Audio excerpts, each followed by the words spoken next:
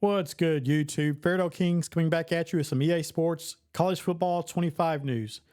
Today, we'll be focusing on Dynasty. Now, if you like this video, make sure that you hit like and subscribe. It helps with the YouTube algorithm to allow me to put out more content and for more viewers to see this content so that in the future, I can start live streaming, bringing you gameplay, tips, strategy. We're going to be covering leagues, Dynasty mode, play now, ultimate team. So make sure you hit like and subscribe. Now, today was a huge day in regards to EA Sports College Football 25 news.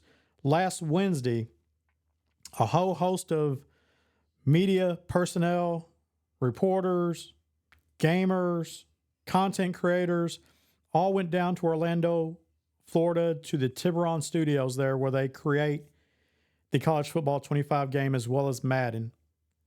And they were able to sit down and play the game from anywhere to 2 to 4 hours to get a feel for the different modes. If it was Dynasty, if it was Road to Glory, Play Now. And then they also listened to presentations about how Dynasty was going to be incorporated this year. And one of the gentlemen who was down, Robby Kalland from Atlanta, broke down all this information on his site. And Robby, tweeted the link to his story. Right now, he's a senior writer and deputy editor at Uprock Sports. He's also worked and provided content at CBS Sports. He's worked with the Atlanta Hawks. So he's been around for a while and seen, some things. So that's why he was brought down and invited to play. Now, being that he's from Atlanta, he did use Georgia State as one of his teams and played some different modes with them. But this tweet right here, he said, "You wanted to know about Dynasty mode? I have 3,000 words about Dynasty mode. Everything we learned about recruiting, the transfer portal, coaching carousel, custom conferences, custom schedules, coaching skill trees, staff hiring, firing, and more." So he posted that story. And what I'm going to do is I'm going to break down the story that Robby has posted on Uprock Sports. And you can go to that tweet that I just provided if you want to read the story yourself and follow along. But this is the deepest dive that I've seen of anyone who's posted content today. And my focus has always been on Dynasty. I'm probably going to be hosting 32-team Dynasties. So I want to dig into what he's said. So I'm just going to read this basically verbatim. I mean, it might be a long video. If it's not for you, no problem. But there's a lot of people out there starving for this information, and I'm going to give it to you thanks to Robby. So let's get started. He said, in late May, the EA Sports team invited a group of writers, podcasters, and content creators down to Orlando campus to get a first look at EA Sports College Football 25. Uprocks was part of that group and got an opportunity to get our hands on gameplay and learn as much as we could about the most anticipated sports game release in a decade. And here's our full gameplay breakdown. He goes on to say, like most longtime fans of the game, the thing I wanted to know about the most was Dynasty mode. It was the core piece of the old NCAA football franchise and set the standard for coach and GM career modes in sports video game space. He said Road to Glory was fun.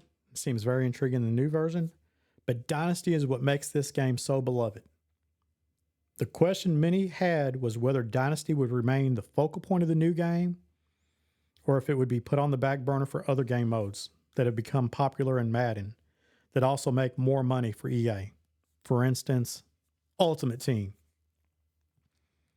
He said, I am happy to report that Dynasty remains the mode EA Sports College Football is built around. As the principal game designer, Ben Hallmiller, who's worked on the past iterations of the game from NCAA Football 05 through 14, he stated in his presentation, quote, Dynasty is what we're about, unquote. Another developer told me he felt that Dynasty was where the majority of their focus had been as they put the game together, and they made sure that mode was built out as best as possible. For those that were worried Ultimate Team would take center stage, It and Team Builder did not even get noted in this 2-hour presentation, proving Dynasty is indeed what they're about. We got a chance to see visuals of the recruiting and transfer portal process, along with details about what is and isn't part of the game. Here, I'll give you all the information we were able to get about Dynasty, which I am extremely excited to get my hands on, and what I think it all means for when the game releases in July. First, the basics. You will be able to go 30 years deep in each dynasty, like the old games. And you will now have the ability, and let me state this, to have 32 user-controlled teams in both online and offline dynasties. The online dynasty mode will not be available for crossplay, meaning you'll have to play with folks that are on your same console. So if you have an Xbox, you'll play against other gamers that have Xboxes. PS5 players will have PS5 audiences to play against. But that could change in future iterations of the game. But for right now, no crossplay. Make a note of that. They also brought back the ability to start your career as an offensive or defensive coordinator, as well as play as the head coach. The word they really harped on with Dynasty was making it the quote-unquote sandbox, where gamers have the chance to make of it what they want. They seem to be delivering on that promise at just about every level. Custom conferences. Custom conferences are back, but with more depth than ever before. Not only can you move teams around, but you can change the conference rules and create custom protected opponents. That means if you want the SEC to go to 9 conference games each season with the conference championship being played at the top-ranked team's home stadium rather than at a neutral site, you can do that.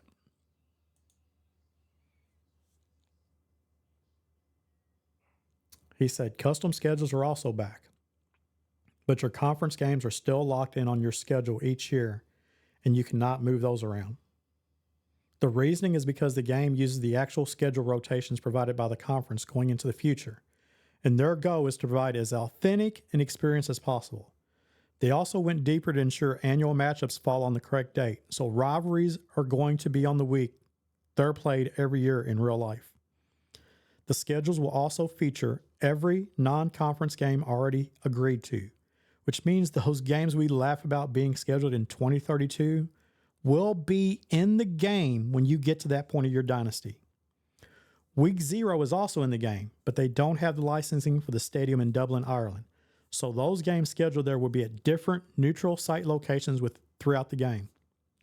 Kickoff games are also a part of the game and are licensed, but will be scheduled by the computer, so you cannot put UMass in the Duke's Mayo kickoff game, sadly. Team Builder.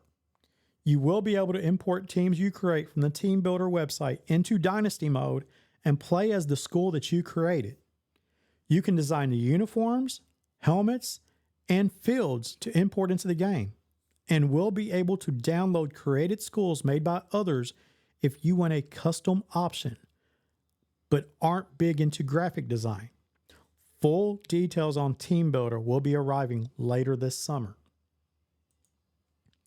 Coaching, skill trees, and archetypes. When building out your coach, you will select one of 3 archetypes: motivator, recruiter, or tactician. Each of those will come with different strengths and weaknesses within the 11 skill trees each coach will gain attributes in. You will not, though, be able to max out all of your skill trees in this version of the game, as it's a departure from NCAA 14 where you can max out your recruiting and then go max out your game management skills. Instead, you're going to have to figure out what's most important to you and build your coach accordingly, getting boosts in some areas but having weaknesses in others. The goal of the game at every level is to make sure the decisions you make throughout matter and have a lasting impact. Coaching carousel, staff hirings, and firings. Next topic. The coaching carousel is back and you'll get offers based on your reputation and performance, both as a coordinator and head coach. A new wrinkle that many fans have wanted is the ability to hire and fire members of your staff. Your coordinators will also have skill trees, which means you can choose to have coordinators that fill in gaps in your skill tree as a head coach, giving you balance, but not the big boost. Or you can hire like-minded coaches that will unlock the highest level boost in those areas. You'll also be able to fire members of your staff and go into the coaching carousel and either try to poach coaches from other schools or hire from a pool of free agent coaches. However, each coach will have a, quote, talent tree, unquote, of players, which you will be able to look at, that are attached to them from either the recruiting process or for playing for them. As such, if you fire a guy, just like in real life, you're probably going to lose some players to the transfer portal. Recruiting and the transfer portal. The basics. Each year will feature 4,000 prospects, with 32 earning 5-star status. Pitch grades also return, with 14 in total, including proximity to home, playing time, sending players to the NFL, and brand exposure. And many recruits will have deal breakers where they won't consider your school if you don't meet their required grade in certain areas. Athletes are back and can play 2 or 3 positions, and it will let you know what your team needs and positional needs are in the recruiting screen, as well as which players are at risk of transferring. The transfer portal is also part of the same screen, but it will not open until the off-season. More on that in a bit. The recruiting process is, as they worded it, a combination of some of their greatest hits, as they felt they rode it back too far with the points-based system. Hallmiller told me they simply thought they'd fix that next year, and they had to wait 11 years for the chance to do that. The recruiting process. There is a good bit more detail in recruiting compared to 14, as you'll assign hours to recruits. In the off-season, your recruiting hours and transfer portal hours will be one in the same, once again forcing you to make decisions on where to focus your efforts. You'll also need to be cognizant of leaving roster spots open for the portal guys. The early signing period also makes its debut in the game, with the portal opening after early signing day. The recruiting process will happen in stages, as will scouting. Gone is the ability to get a full scout on a guy in 1 week, as you won't be able to get a guy's skill tree until you bring him in on an official visit. You will have to stay above a cut line through the process, going from a recruit locking in his top 10 to top 8 to top 5 and finally to the top 3. You'll divide your allotment of recruiting hours across your recruiting board. The hours we saw on the screen were 55, but I don't have it confirmed if your recruiting hours to spend are depending on your staff skill trees or not. Players will again have things that are important to them within the 14 pitch grades, and those will impact how interested they are in your school. There will no longer be a way to manipulate recruiting logic to pull in guys that weren't interested in you by throwing points at them. If they value proximity to home most, and they live in California, even if you are the Georgia Bulldogs or number 1 in the nation, they still won't be interested in you. Within that, it will be much harder to rapidly build a smaller program into a national title contender. No longer will you spend 1 year with a small school and be able to bring in 4 and 5 stars like in 14. Those top recruits will not consider your school and have you locked out with deal breakers early on. Instead, you're going to have to truly build up the program over the years, building up those pitch grades to be able to land top talent, both in the portal and recruiting years down the line. Recruiting visits. Once a player locks in his top 5, you'll be able to bring him on a visit, and you will once again be able to design a recruit's visit to show him the things that matter to him or hide things that are not highly regarded to him. What game you bring someone in will also matter this year with the game's outcome, win or loss, impacting how well the visit goes. For example, if you bring a recruit to a game against number 2 Ohio State, A win will move you a lot closer to signing him than if you bring him to a UL Monroe game and win. On the flip side, though, a loss to a highly ranked team won't hurt as much, but losing to a lesser school will likely tank your chances with that recruit. Complimentary and competitive visits also are back, meaning bringing 3 quarterbacks to the same game will not go over very well. On the flip side, if you bring a running back and offensive lineman, you'll get a boost for that visit. Transfer portal. The portal will open after the early signing period and will be a part of the offseason process. So it's a shortened process compared to high school recruiting. The portal section is a tab you can toggle to from the recruiting page using L1R1. Service academies can use the portal, unlike in real life, as can Clemson, which Dabo Sweeney will surely not like. You will have to manage your off-season recruiting hours for both the portal and the remainder of your high school recruiting. Like in real life, players you were close to landing in high school recruiting remember that when they enter the portal, and you are likely going to end up as one of their preferred destinations in the transfer portal. You also can encourage your own players to enter the portal to clear up your roster. They are also bringing back the off-season step of trying to persuade players not to go to the NFL or go into the portal, with very low, moderate, high, very high chances of success in stopping a guy from leaving your school. Players will enter the portal based on a number of factors, most notably how you are doing in holding up your end of the bargain with your deal breakers. For example, if you land a recruit based off playing time and he doesn't play as a freshman, he's at risk of entering the portal. Throughout the year, it will let you know who is at risk for the portal, and it will be up to you whether you make adjustments to try and keep guys or continue on the same path and let a guy hit the portal. NIL. Listen, guys, there is not NIL in Dynasty mode. And they have a pretty good reason for that. When developing the game, NIL was done by collectives and wasn't legally something coaches and schools controlled.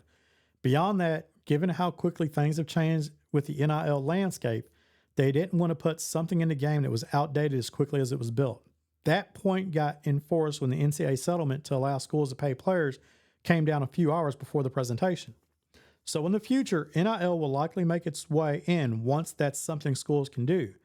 But for the first year, it will not, and the reasoning is solid. Also, I was told not to expect there to ever be a way to commit financial crimes or do grimy stuff in the game, as it's rated E, and they're not changing that. Plus, the schools they partner with won't want that element involved of quote-unquote cheating.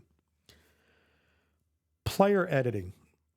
One thing that was made clear is that you will be very, very limited with what you can do in terms of editing players compared to the old NCAA football franchise. But for good reason. Because the players in this year's game are actually the guys that are on the rosters, you won't be able to make considerable edits to them beyond team builder mode. It's a small price to pay to have the game back with the actual players in it. Rivalry games, trophies, awards, and records. Rivalry games are all in the game with the appropriate name at every level. For example, Georgia State, Georgia Southern is in the game as the modern day hate. If your rivalry game has a trophy, that trophy is in the game, and they probably did a motion capture session of players celebrating with a wooden model of that trophy. You will be able to fill your trophy case and look to take down rival schools. Records are also back at the school, conference, and national level, as are the many national awards your players can win. There is no exporting draft classes.